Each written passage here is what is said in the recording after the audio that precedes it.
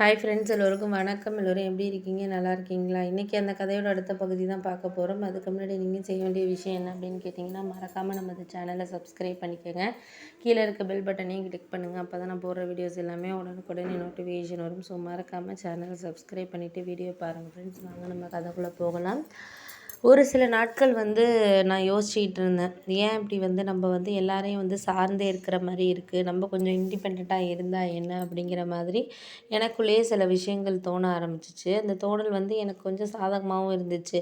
ஏன்னா அந்த நேரத்தில் நமக்கு ஒரு சில விஷயத்த நம்ம சரியாக செய்கிறோம் செய்யலைங்கிறத காட்டி அந்த இதை நம்ம பயன்படுத்திக்கிட்டு நம்ம வாழ்க்கையில் ஒரு ஒரு இது பண்ணணும் அப்படிங்கிறது மாதிரி தான் எனக்கு ஒரு சில விஷயங்கள்லாம் போயிட்டு இருந்துச்சு. அதனால அதை நம்ம சார்ந்தே தான் வாழ்க்கையை நகர்த்திக்கிட்டு போகணும் அப்படிங்கிற மாதிரி எனக்கு தோண ஆரம்பிச்சோன்னே, நானும் சரி ஓகே, இதுக்கப்புறம் நம்ம இதையும் எதையும் நம்ம போட்டு குழப்பிட்டு இது பண்ணிகிட்டு இருக்க தேவையில்ல. முடிஞ்ச வரைக்கும் நம்மளால் என்ன செய்ய முடியுதோ அதை நம்ம நகர்ந்து நம்மளோட வாழ்க்கையில் சரியான வாழ்க்கையில் நம்ம பயணித்தோம்னாலே நம்ம வாழ்க்கைங்கிறது ரொம்ப சந்தோஷமாக தான் போகும் அப்படிங்கிறது மாதிரி நான் யோசிச்சுக்கிட்டு இருந்தேன். அதுக்காக தான் நான் அந்த ஒரு நாட்களை சரியாக பயன்படுத்திக்கணும்.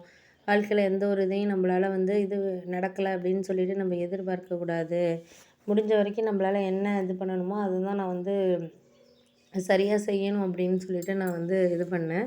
அதுக்காக நான் என்னோடய பிஸ்னஸில் நான் ஒரு கரெக்டான வேல ஒரு விஷயத்த கொண்டுட்டு போகணும் அப்படின்னு சொல்லிட்டு நான் எதிர்பார்த்துக்கிட்டு இருந்தப்போ தான் என்னோடய ஃப்ரெண்டு மகின்னு ஒரு பையன் அவன் காலேஜ் டைமில் என்னோடய ஃப்ரெண்டாக இருந்தான்.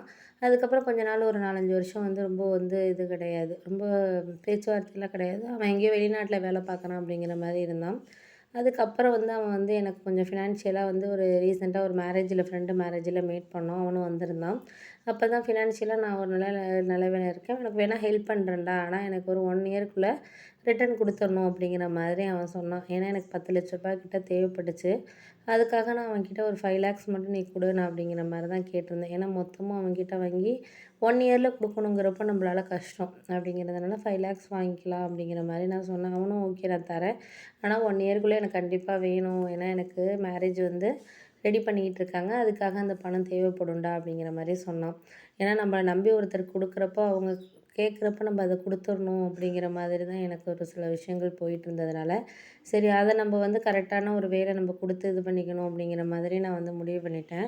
அதுக்காக நம்மளுக்கு கிடைக்கிற விஷயங்களை நம்ம வாழ்க்கையில் கொண்டுட்டு போகிறதுக்கான இதுங்கிறது நம்மளுக்கு வாழ்க்கையில் வேணுங்கிறது தான் எனக்கு ஒரு முக்கியமாகப்பட்ட விஷயங்கிறது. அதனால் நான் முடிஞ்ச அளவுக்கு நம்மளுக்கு எது சரியாக கிடைக்குதோ அதை வாழ்க்கையில் நம்ம எடுத்துகிட்டு போனோம்னாலே போதும் அப்படிங்கிற மாதிரி எனக்கு இருந்துச்சு. சரி பார்த்துக்கலாம், முடிஞ்ச வரைக்கும் எது எது இருக்கோ அதை தான் நம்ம நகர்த்திக்கிட்டு வாழ்க்கையை நம்ம போகணும் அப்படிங்கிற மாதிரி தான் நான் ஒரு சில விஷயங்கள்லாம் யோசிக்க ஆரம்பித்தேன் அப்படின்னு சொல்லலாம்.